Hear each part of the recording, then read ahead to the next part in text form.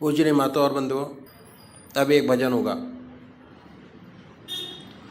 और भजन के साथ साथ सभी भाई बहन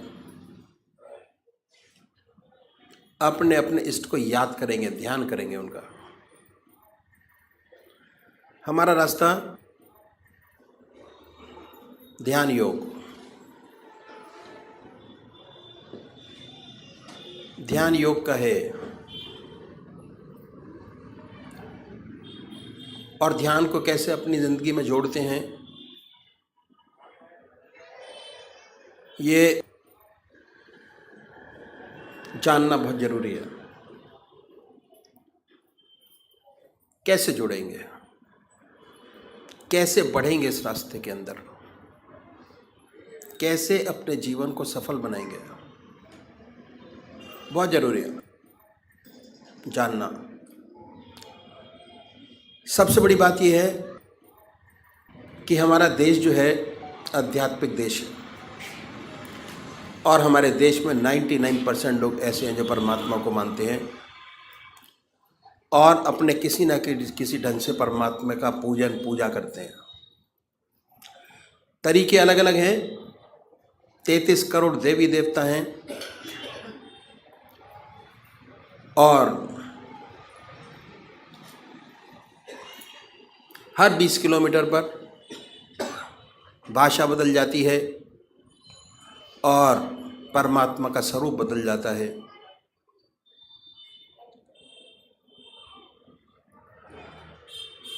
तो हम सब लोग जानते हैं कि परमात्मा ने हमें विवेक बुद्धि दी है, कर्म करने का अधिकार दिया है। बाकी 84 लाख योनियाँ भोग योनियाँ हैं। कितना सुंदर परमात्मा ने ये योनि हमको दी। परमात्मा की साया जब से पैदा हुए तब से हमारे साथ है और जब हम इस जहान को छोड़ के जाएंगे तब भी हमारे साथ है। समझने की ज़रूरत है कि कैसे परमात्मा की कृपा जन्म से अंत तक हमारे साथ है और ये मनुष्य जीवन के अंदर ही समझा जा सकता है और कोई योनि ऐसी नहीं है जो समझा सकती हो। परमात्मा ने बड़ी असीम दया कृपा कर हमको मनुष्य योनि प्रदान की। सबसे बड़ी देन।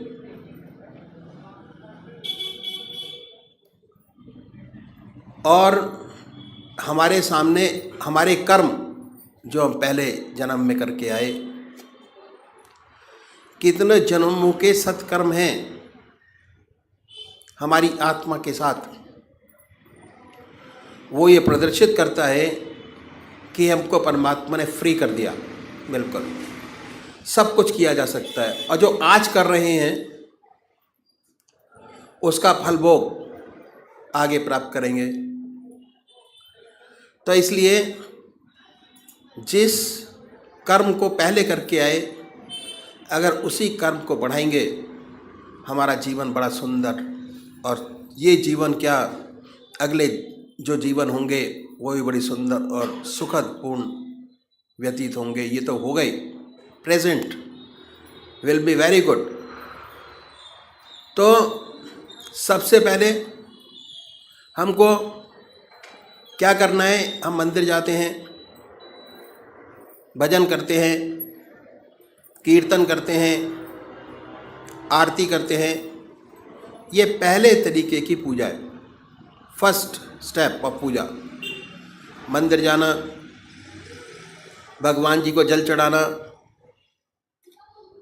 और भगवान जी को नहलाना, उनके कपड़े बनाना, भक्ति भाव, फर्स्ट टाइम पूजा पहली। इसका फ़ायदा बहुत ज़बरदस्त है, पर यह शारीरिक पूजा है। मन अपने काम में लगा रहता है और शरीर मंदिर जाते हुए आते हुए और उस समय भी स्थिर नहीं हो पाता। दूसरा तरीका है ध्यान योग, आनंद योग, सहज योग, मानसिक पूजा, मन से। उसमें शरीर तो इन्वॉल्व होता ही है, साथ साथ मन के अंदर ये धारणा रहती है कि हमारा इष्ट हमारे सामने विद्यमान है, और कंसंट्रेशन हमारा जो पहली पूजा है उससे थोड़ा अधिक बनना शुरू हो जाता है। हमारा रास्ता ध्यान योग का दूसरे नंबर का तरीका है, जिसमें मन और शरीर दोनों साथ साथ इन्वॉल्व होते हैं, और कंसंट्रेशन हमारा बहुत सुंदर और अच्छा बनता चला जाता है अपने इष्ट के चरणों में। तो सबसे पहली बात कि हमको एक इष्ट का चुनाव करना है। सबसे पहला काम जो साधक है, सबसे बड़ा उसका काम एक इष्ट का चुनाव करना, और वो भी जो आपकी आत्मा को सबसे प्यारा और सुंदर लगता है उसको चुने। कोई वे राम को मानते हैं, कोई कृष्ण को मानते हैं, कोई देवी को मानते हैं, कोई हनुमान जी को मानते हैं। जो जिसका इष्ट है, 33 करोड़ देवी देवता में अपने इष्ट को चुन लीजिए, जो आपकी आत्मा को सबसे प्यारा लगता है। 2 बत्ती अगरबत्ती जलाएं, बड़े प्यार से बैठिए सुखासन से। वो भी निश्चित कीजिए कि कौन सा आसन सब आपके मन को सबसे सुखदायी लगता है, जिसमें सबसे ज़्यादा सुख हो, उस आसन पर बैठें। उसके बाद धूप बत्ती अगरबत्ती जलाएं, धूप दीप करें, वातावरण शुद्ध करें, मन प्रसन्न हो। उसके बाद बड़े प्यार से बैठिए। अगर कोई भजन आपको आता है तो गाइए, नहीं आता तो भावना बनाएं। उसके बाद ये महसूस करें कि जो हमारा परमात्मा है, जिसमें परमात्मा की सबसे ऊंची भावना डाली हुई है, जो आपकी आत्मा को सबसे प्यारा लगता है, उसको ये महसूस करें कि वो हमारे सामने विद्यमान है, आपके सामने सशरीर बैठा हुआ है। अब वो फोटो में नहीं है, मूर्त में नहीं है, सशरीर हमारे सामने मौजूद है। ख्याल से उस पवित्र मूर्त को अपने सामने बनाएं और ये ख्याल करें, बड़ी बड़ी आंखें हैं, गोल चेहरा है, जटाएं हैं, सर्पों की माला है। आपका इष्ट जो आपकी आंखों के सामने हमेशा आता है, उसको अपने सामने बनाइए, उस पर अपने मन को कंसंट्रेट करिए, उसी को देखिए। ना कोई और शक्ल बने, ना कोई और विचार आपके सामने आए, पर जैसे ही आप ये प्रोसेस शुरू करेंगे, ऐसे ऐसे विचार आपके सामने आएंगे जो आपने जिंदगी में कभी सोचे नहीं होंगे। उन विचारों को हटाएं, फिर अपने इष्ट की याद में लगिए। फिर अपने विचार को हटाएं, अपने इष्ट की याद में लगिए। अगर आज ये ध्यान करते हुए, अपने इष्ट की मूर्त बनाते हुए, दिल की हर धड़कन से अपने इष्ट का नाम लेते हुए अगर 100 विचार 1 मिनट में आते हैं, तो कुछ समय बाद अगर यही प्रैक्टिस आपने जारी रखी, उन विचारों में कमी आएगी, और उसके बाद एक दिन ऐसा आएगा कि आप बैठे होंगे और आपका इष्ट सामने होगा, ना कोई विचार होगा ना ख्याल।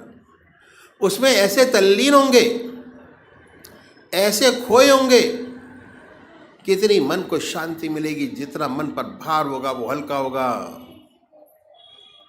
और ऐसी ऐसी समस्याएं हल होंगी जो जिंदगी में आपने सोचे नहीं होंगे कि ये भी हल होंगी। बहुत सुंदर समा होगा, बहुत मन खुश होगा, मन खुश, आत्मा खुश, प्रसन्नता ही प्रसन्नता है। समाज खुश, दूसरे वो भाई हैं जो निराकार भगवान के उपासक हैं, ओम, अल्लाह, वाहिगुरु, वो नाम को चुने, बड़े प्यार से बैठिए और ये सुखासन से और ये ध्यान कीजिए कि हमारे मन से ओम नाम निकल रहा है, या जो नाम आपने चुना है वो निकलता है और वाइब्रेट करता है पूरे शरीर के अंदर। उसके वाइब्रेशंस को महसूस करें, उसकी प्रेजेंस को महसूस करें और उसके आनंद से आनंदित होइए। ये पूरा रास्ता ध्यान योग का आनंद ही आनंद का है। बस थोड़ा समझने की ज़रूरत है।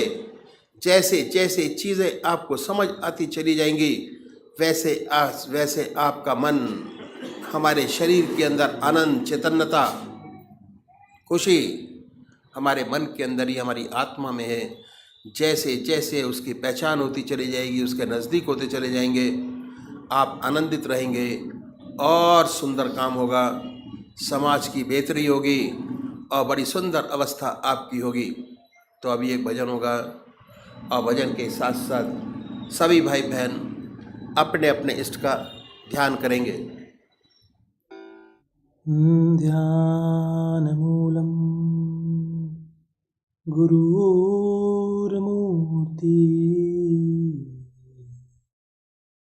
पूजा मूलम गुरुपदम, मंत्रमूलम गुरुर्वाक्यम,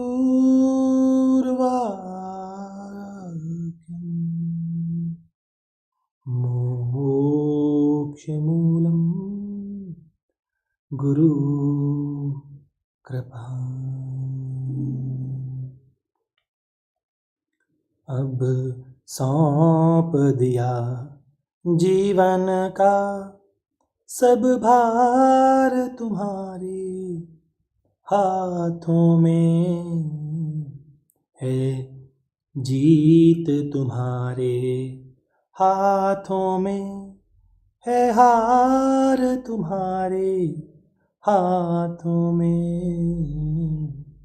अब सौंप दिया जीवन का सब भार तुम्हारे हाथों में है, जीत तुम्हारे हाथों में है, हार तुम्हारे हाथों में।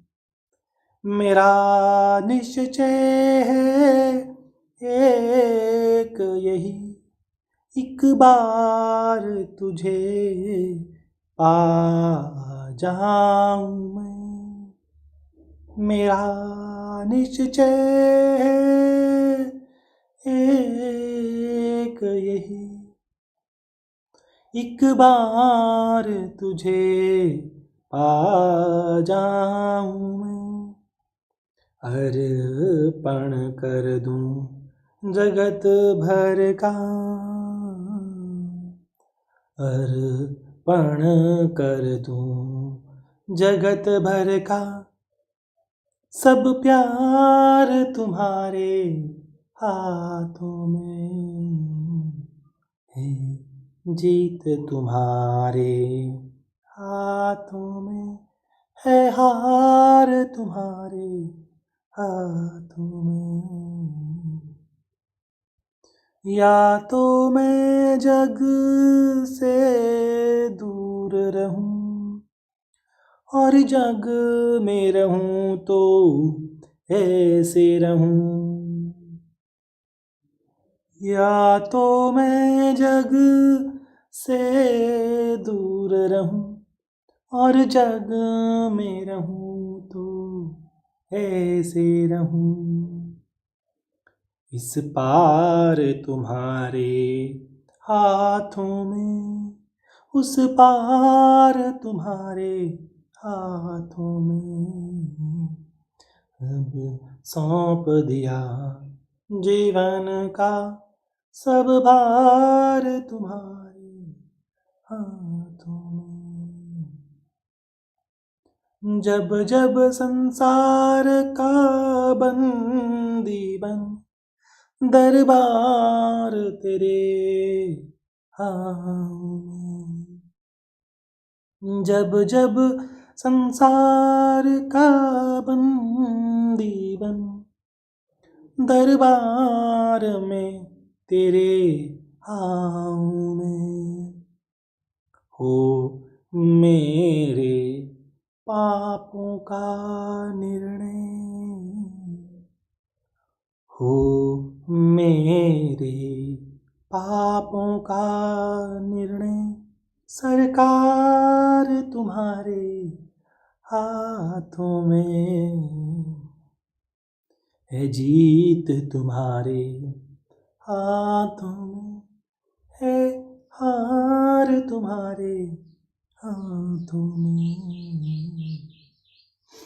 मुझ में तुझ में भेद यही, मैं नर हूँ तुम नारायण हो। मुझ में तुझ में है भेद यही, मैं नर हूँ तुम नारायण हो। मैं हूँ संसार के हाथों में, मैं हूँ संसार के हाथों में, संसार तुम्हारे हाथों में। अब सौंप दिया जीवन का सब भार तुम्हारे हाथों में है, जीत तुम्हारे हाथों में है, हार तुम्हारे हाथों में। अब सौंप दिया जीवन का। ओम।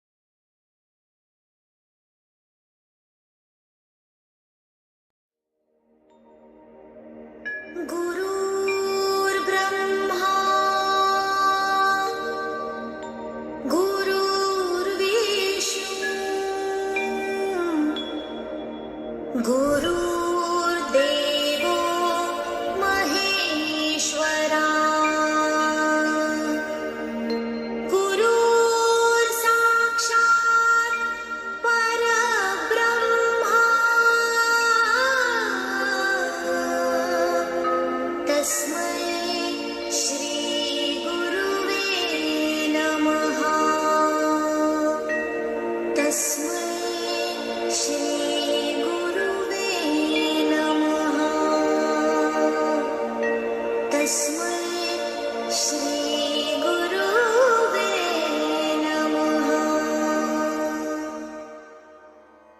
उसको नहीं देखा हमने कभी, पर उसकी ज़रूरत क्या होगी। हे माँ, तेरी सूरत से अलग भगवान की सूरत क्या होगी। संतों के जीवन चरित्र पर प्रकाश डालना अत्यंत ही कठिन और दुष्कर कार्य है। अतः माता जी के चरित्र का वर्णन शब्दों में करना संभव तो नहीं है, किंतु कुछ वरिष्ठ सत्संगियों के संस्मरणों को संकलित कर शब्दों की सुमन माला गुथकर अपनी मन, वाणी और बुद्धि को पवित्र करने का और माता जी के विषय में कुछ जानने का एक प्रयास किया गया है। परम पूज्य माता जी श्रीमती रूपवती देवी उन नारी रत्नों में से एक हैं जिन्होंने संपूर्ण गृहस्थ की जिम्मेदारियों का निर्वहन करते हुए अध्यात्म के उच्चतम शिखर पर पहुंच परमपिता परमात्मा से एकाकार हुई। आपका शुभ जन्म 10 जनवरी 1922 को हुआ और 16 साल की आयु में 1939 में आप पूजने भाई साहब जी के साथ परिणय सूत्र में बंधी। आपने 5 पुत्रों व 2 पुत्रियों के लालन पालन की जिम्मेदारी व गृहस्थ की विभिन्न कठिनाइयों के होते हुए भी सत्संग की सेवा करी व अध्यात्म के क्षेत्र में उन्नति प्राप्त करी, जिसका वर्णन ब्रजमोहन वचनामृत में प्राय किया गया है। परम पूज्य दत्ताजी महाराज से उपदेश मिलने के तुरंत बाद से ही पूज्य भाई साहब जी की स्थिति ऐसी रहने लगी कि हर समय ध्यानावस्था बनी रहती थी और एकांत प्रिय था। अक्सर आंखों से आंसू छलक जाते। अपने पतिदेव की ऐसी स्थिति देखकर माताजी बहुत बेचैन हो गईं और उन्होंने भाई साहब जी से अनुरोध किया कि वे उन्हें बुलंदशहर उनके चाचा जी श्री मोहनलाल जी के पास ले चलें। भाई साहब जी के चाचा जी श्री मोहनलाल जी ने ही उनकी भेंट परम पूज्य दत्ताजी महाराज से करवाई थी और उन्हें इस पद पर आने की प्रेरणा दी थी। बुलंदशहर जाने का कार्यक्रम निश्चित हुआ और चाचा जी के घर पहुंचते ही माताजी ने भाई साहब जी का सारा हाल उन्हें शिकायत करते हुए कह सुनाया और रूंधे कंठ से आप बोली कि आप हमें भी ऐसी पूजा सिखा दें ताकि मैं भी सब कुछ भूल जाऊं और राम नाम के सिवा और कुछ होश न रहे। चाचा जी ने यह जाना कि भाई साहब जी आध्यात्मिक उन्नति कर रहे हैं, अतः वे उनकी आदतों से खुश हुए। चाचा जी ने माता जी से कहा, हाँ हाँ बेटी, तुम भी पूजा अवश्य सीखो, ये तो बहुत अच्छी बात है। अब की बार जब दत्ताजी महाराज आएंगे तो तुम्हें भी दीक्षा दिलवा देंगे। आगे चाचा जी ने कहा, तुम निश्चिंत रहो बेटी, हमारा रास्ता कोई घर बार छोड़ने का तो है नहीं। हमारे गुरु महाराज के भी लड़के लड़कियां घर बार सब हैं, गृहस्थ के सारे काम देखते हैं और बावजूद इसके आज अध्यात्म मार्ग में बड़े बड़े सन्यासी उनके सानी नहीं हैं। स्त्री और पुरुष रथ के 2 पहियों के समान होते हैं। जब दोनों पहिए ठीक होते हैं तभी रथ अच्छे से चलता है। इसके बाद आप निश्चिंत होकर दिल्ली लौटे। माताजी को सन 1948 में परम पूजनीय दत्ताजी महाराज से उपदेश मिला और सन 1949 में ही पूज्य भाई साहब जी और माताजी दोनों को बैत अता की गई। ये इस बात को प्रमाणित करता है कि माताजी आध्यात्मिक जगत में भी अपने पतिदेव के अंग संग रहीं व उनके साथ साथ ही इस मार्ग में प्रगति भी करती रहीं। माताजी एवं भाई साहब जी के दाम्पत्य जीवन में ऐसी अनेक सांसारिक परेशानियां रहीं जो झकझोर देने वाली थी और मार्ग को अवरुद्ध कर देने वाली थी, परंतु इन सब में आप दोनों ने अदम्य साहस और अतुलित धैर्य का परिचय देकर सत्मार्ग पर अबाध रूप से चलते रहे। माताजी एक सामान्य गृहिणी के सब कार्य तो करती ही थी, परंतु इन सब के बावजूद परम पूज्य भाई साहब जी के पास किसी भी वक्त आने वाले श्रद्धालुओं के चाय, नाश्ता, भोजन का प्रबंध भी आप किया करती थी। शहर के बाहर के सत्संग कार्यक्रम, चाहे वे दक्षिण भारत में केरल या आंध्र प्रदेश में हो या पूर्व में पंजाब या हिमाचल प्रदेश में, शिलोंग हो या गुजरात, छोटे से छोटे ग्रामीण क्षेत्रों में भी बस या ट्रेन की लंबी यात्रा हो तो भी आप भाई साहब जी के साथ जाया करती थी और सफ़र में खाने के लिए 10 से 15 अतिरिक्त लोगों का भोजन स्वयं तैयार कर ले जाती थी। कल्पना करना भी कठिन है कि परिवार और बच्चों की जिम्मेदारी के साथ इन सब का संतुलन आप किस तरह कर पाती थी। इन सब के चलते हुए भी आपने सुनिश्चित किया कि बच्चों की शिक्षा दीक्षा प्रभावित ना हो। एक तरफ सत्संग के सभी कार्य चलते रहे और दूसरी तरफ आपने बच्चों को पढ़ा लिखा कर अपने पैरों पर खड़ा भी किया और पूरे उत्साह के साथ उनका विवाह कर उनके गृहस्थ जीवन की स्थापना की।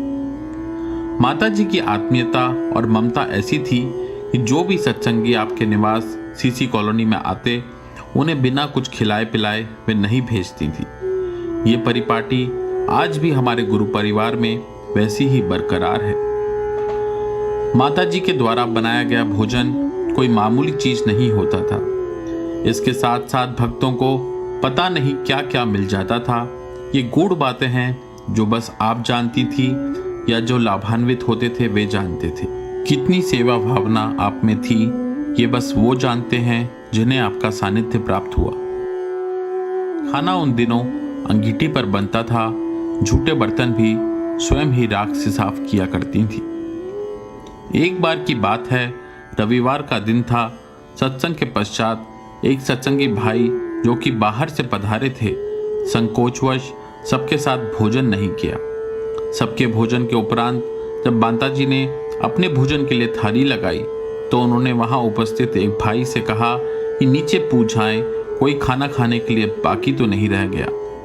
पूछने पर पता लगा कि एक भाई ने भोजन नहीं किया। जब उन्हें खाने पर लाया गया तो आपने अपनी थाली उनको देकर धीरे से बोला कि भैया माफ कीजिएगा, आपके खाने में देरी हो गई, बुरा ना मानना, गलती हो गई। सत्संग के वार्षिक भंडारे की तैयारी 1 महीना पहले ही शुरू हो जाती।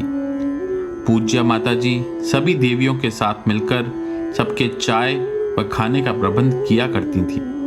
मसाले जैसे हल्दी, मिर्च, धनिया इत्यादि की पिसाई आप स्वयं अपने हाथों से चक्की पर किया करती थी। इस प्रकार घर के समस्त कार्य आपकी पूजा का एक स्वरूप बनकर रह गए थे। जिस प्रेम व श्रद्धा से आपने सत्संग और सत्संगियों के आतिथ्य कार्य को आपने आजीवन संपन्न किया, वो हमारे व हमारी आने वाली पीढ़ियों के लिए एक अद्भुत उदाहरण रहे। एक बार सत्संग में माता जी के पास बैठी एक बुजुर्ग महिला बार बार इस बात पर जोर दे रही थी कि पहले मैं नहाती हूँ और उसके बाद ही कुछ खाती पीती हूँ या कुछ और करती हूँ। जब कई बार ऐसा कहा तो माता जी ने फरमाया कि नहाती तो मैं भी रोज हूँ, लेकिन सभी घर के सदस्यों को बाहर से आए हुए सत्संगियों के चाय नाश्ता खाना बनाने व खिलाने के बाद ही। इस तरह उन्होंने सेवा कार्य को ही अपनी पूजा बना लिया था। पूज्य भाई साहब जी इस बात को बहुधा कहा करते थे। ये तो सत्य है कि सत्संग को जोड़ने का काम मूलतः माता जी ने ही किया है। सत्संग का स्वरूप जो आप देख रहे हैं माता जी की त्याग तपस्या की ही बदौलत है। मैं तो सत्संग में आंखें मूंद कर बैठ जाता हूँ। यदि माता जी आपके खाने पीने का प्रबंध ना करती तो कोई भी इस तरह सत्संग में आ जा नहीं सकता था। ये कार्य एक दिन का नहीं अपितु सप्ताह के 7 दिन और वर्ष के 365 दिन अनवरत रूप से चलता रहा है। जीवन पर्यंत अबाध गति से यही कर्म रहा है। पूज्य माता जी की त्याग तपस्या और कर्म योग के विषय में कुछ भी कहना सूर्य के समक्ष दीपक दिखाने के समान है। आपके सदगुरु परम संत महात्मा श्री ब्रजमोहन लाल जी महाराज ने पूज्य भाई साहब जी व अन्य सत्संगियों को संबोधित करते हुए आपके विषय में कहा था कि आप बेटी को क्या समझते हैं।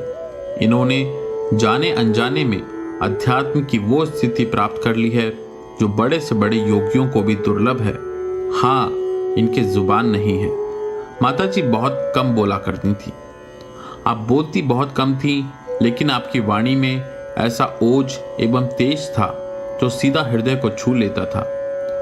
उनकी आत्मिक और मानसिक धारा इतनी प्रबल और प्रखर थी कि जैसा वह बोलती थी, जैसा सोचती थी, वही होता था, चाहे माध्यम कोई भी हो। पूज्य माता जी से कम बोलने के कारण कई भाई बहनों को यह असंतोष रहता था कि माताजी से ठीक से बात नहीं हो पाती है। पूज्य माताजी से जब इस बात का जिक्र किया गया तो माताजी ने फरमाया कि भैया, सबको देखती हूँ और सबकी सब कुछ सुनती हूँ, सब पर मेरा पूरा पूरा आशीर्वाद है। हाँ, मैं बोलती नहीं, मैं कभी भी ज़्यादा नहीं बोली हूँ। मेरी माँ भी बहुत कम बोलती थी। पूज्य सद्गुरुदेव जी फरमाया करते थे कि जीवन में अध्यात्म केवल सुबह शाम आंखें बंद करने से ही नहीं आता, जब तक ये व्यवहार में ना उतर जाए। पूज्य माताजी इसका जीवंत उदाहरण थी। एक सत्संगी भाई ने संस्मरण में बताया है कि एक बार वो माह के प्रथम रविवार को सत्संग में न बैठकर स्कूल में मीटिंग कर रहे थे। 2 बज गए। जल्दी जल्दी मीटिंग खत्म कर प्रसाद देने के लिए पंडाल में आए। प्रसाद वितरण समाप्त हो चुका था। लोग पूज्य माताजी को प्रणाम कर रहे थे। वो जैसे ही माताजी को प्रणाम करने के लिए झुके, माताजी ने दूर से ही कहा, भैया, तुम सत्संग में नहीं आए। सत्संग के समय सत्संग में आया करो, मीटिंग वगैरह बाद में कर लिया करो। सत्संग आपके जीवन की प्राथमिकता थी। काबिल गौर ये भी है कि उनकी संरक्षक सूझबूझ काफी दूरदर्शी थी। एक बार सन 1976 में पूज्य भाई साहब जी जब सरकारी सेवा से सेवानिवृत्त हुए तो उनको अच्छे वेतन पर विदेश जाने का प्रस्ताव मिला। जब माताजी से पूछा गया तो उन्होंने कहा, और सब तो ठीक है, लेकिन सत्संग बिखर जाएगा।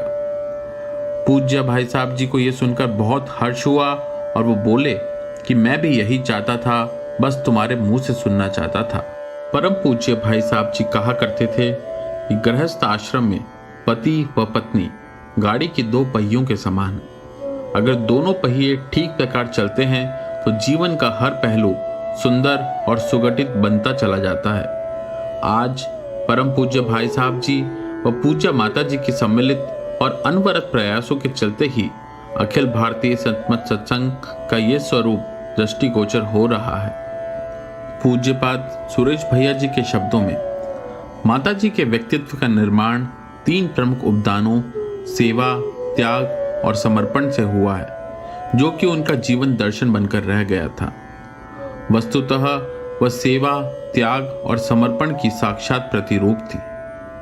कल्याणमयी माता जी के जीवन में जो मुख्य बात दृष्टिगोचर होती है वो है एक मौन आध्यात्मिक साधना की। मुखर साधना से मौन साधना कहीं अधिक धारदार एवं तेजोमय होती है। परम पूज्य भाई साहब जी का पूर्वादेश था कि समाधि के उपरांत देश की 18 नदियों में उनका अस्थि कलश प्रभावित किया जाए। वरिष्ठ सत्संगियों ने पूज्य सुरेश भैया जी द्वारा ये सुकर्म संपादित कराने का निश्चय किया। पूज्य माता जी ने इस बात पर ऐतराज जाहिर करते हुए कहा कि भाई साहब जी समस्त सत्संगियों को अपनी संतान मानते थे और कोई भी अपेक्षित उत्तरदायित्वशील ये सुकर्म करने में पूर्ण अधिकारी हैं। सुकार्य वे ही संपादित करेंगे। सबने सहर्ष यही अनुपालित भी किया। अनेक ऐसे किस्से हैं जो दर्शाते हैं कि माता जी ने हर एक सत्संगी को अपनी संतान के समान प्रेम किया। पूज्य भाई साहब जी द्वारा संस्थापित अखिल भारतीय संतमत सत्संग के वर्तमान स्वरूप के विषय में माता जी के बिना कल्पना भी नहीं की जा सकती। ये कहना अतिशयोक्ति न होगी कि पूज्य माता जी ने भी पूज्य भाई साहब जी की तरह यही चाहा कि जो भी सत्संग से जुड़े या जुड़ रहे हैं उन्हें अपना सर्वश्रेष्ठ दें और दिया भी। पूज्य सद्गुरुदेव जी एवं माता जी का संपूर्ण जीवन एक जलते हुए दीपक के समान है, जो सानिध्य में आए हुए साधकों और श्रद्धालुओं के जीवन को प्रज्वलित करता रहा है और भविष्य में भी करता रहेगा। पूज्यपाद सद्गुरुदेव जी के धराधाम से पर्दा कर लेने के बाद अखिल भारतीय संतमत सत्संग के संरक्षण, संचालन, उत्प्रेरण, प्रोत्साहन एवं परिरक्षण की पूर्ण जिम्मेदारी पूजनीय माता जी को ही संभालनी थी। माता जी ने पूज्यपाद द्वारा सौंपे गए दायित्वों का पूर्णतः निर्वहन किया और आगामी पीढ़ी के लिए सत्संग को निर्बाध रूप से प्रगतिशील बने रहने हेतु पूजनीय सुरेश भैया जी को आत्मिक एवं आध्यात्मिक संपोषण दिया। सत्संग का पूरा कार्यभार पूज्य भाई साहब जी ने अपने रहते हुए ही पूज्य सुरेश भैया जी को सौंप दिया था। वह पूज्य सुरेश भैया जी भी सारी सत्संग की गतिविधियां पूर्ण रूपेण भाई साहब जी के संरक्षण में शुरू से करते रहे। सन 1996 में सुरेश भैया जी का स्थानांतरण रायबरेली से दिल्ली हो गया था, जो कि लगभग असंभव ही था। दिल्ली स्थानांतरण होने के बाद कोई भी सत्संग की गतिविधियां एवं कार्यक्रम होते तो पूज्य भाई साहब जी यही फरमाते कि सुरेश भाई से पूछें, वे जो कहें बेझिझक कर डालें। परम पूज्य भाई साहब जी के समाधि लेने के पश्चात एक वरिष्ठ सत्संगी को पूज्या माता जी ने फरमाया कि अगर सुरेश भैया यहाँ ना होते तो बड़े भैया का रुख देखते हुए सत्संग का पूर्ण सहयोग देने में मैं असमर्थ रहती और परम पूज्य भाई साहब जी के इस मिशन में सहयोग न कर पाती। अपने अंतिम समय में शरीर त्यागने से आधा घंटा पहले ही आपने पूज्य सुरेश भैया जी को अपने कक्ष में अपने पास बुलाया और विशेष ममता से आप उनसे मिली। आपने अपने तकिए के नीचे से कुछ अदृश्य वस्तु निकालकर भैया जी के हाथ में रखी और उन्हें मुट्ठी बंद करने को कहा और कहा, अब सब कुछ तुम्हें ही संभालना है। मानो आपने अपनी संपूर्ण आध्यात्मिक दौलत पूज्य सुरेश भैया जी को सौंप दी। माता जी में भाई साहब जी की आत्मिक धारा पूर्णतः समाहित थी और उसी आत्मिक एवं आध्यात्मिक धारा को उन्होंने पूज्य सुरेश भैया जी में समाहित संचारित कर उन्हें पूर्ण महात्मा परम संत बना दिया, जो कि वर्तमान में अखिल भारतीय सतमत सत्संग के संरक्षक हैं। ये सुरेश भैया जी की दृढ़ निष्ठा ही है कि आज अखिल भारतीय सतमत सत्संग दिन प्रतिदिन प्रगति के स्तर पर है। अंततः आपसे निवेदन है कि हे मातेश्वरी, हे करुणामयी, आज आप शारीरिक रूप में हमारे बीच नहीं हैं, फिर भी आपका सूक्ष्म शरीर, आपका कारण शरीर हम सभी को सदा अनुप्राणित करता रहेगा और आप दूर रहकर भी सदा हमारे साथ रहेंगे, ऐसा हमारा अटल विश्वास है। आपके पावन चरणों में समस्त सत्संगियों का बारंबार प्रणाम। परमात्मा तू ही है, तेरी इच्छा पूर्ण हो। कुछ न बोलने वाली पूज्या ममतामयी माता जी की सुधामयी वाणी। आशीर्वाद दिया या लिया नहीं जाता, छीना जाता है। अच्छाई देखो, बुराई देखेंगे, नीचे गिरेंगे, इसके अलावा और क्या होगा। सत्संग जरूर करते व कराते रहना चाहिए, इससे बढ़कर दुनिया में कोई अच्छी चीज नहीं है। सत्संग में जब भी मौका लगे अवश्य जाना चाहिए। जब जहां कोई घर पर आए बड़े ही प्यार से जो बन पड़े खाएं व खिलाएं। क्या क्या खिलाएं ये जरूरी नहीं, प्यार से खिलाएं। ये ना देखें किसे खिला रहे हैं, सबका पेट भगवान का दिया है। जो जहां जाता है पेट तो साथ ही जाता है, तो खाने व खिलाने में संकोच नहीं करना चाहिए। भोजन कराते समय पवित्रता का पूरा ध्यान रखना चाहिए। हाथ धोकर पवित्रता के साथ भोजन अर्पण करें। बच्चे भगवान की देन है, वह भगवान के स्वरूप हैं, उनका पालन पोषण करना हमारा धर्म है। मैं तो रूखा सूखा भोजन कराती हूँ। आप सभी का प्रेम व भाव बड़ा महान है, जो प्रसाद रूप ग्रहण करते हैं। मैं सब कुछ देखती हूँ, बोलती नहीं, ये मेरी माता जी का भी स्वभाव था। न बोलते हुए आप सभी को मेरा पूरा पूरा आशीर्वाद है। मैं घर में कुछ नहीं बोलती हूँ, आखिर भगवान सब जानता है हमारे दिल की बात। जो करेगा अच्छा करेगा। अपनी रोजी रोटी चलती रहे, बाकी जो हो सके करे। अधिक करने व परेशान रहने से कोई फायदा नहीं होता, क्योंकि तृष्णा का कोई अंत नहीं है।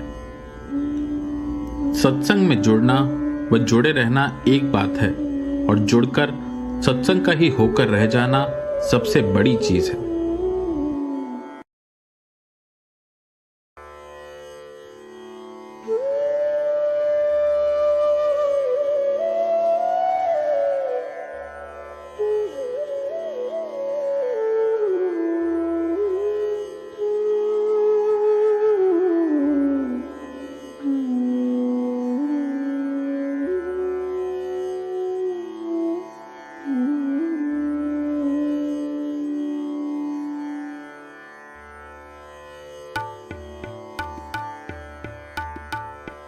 ओम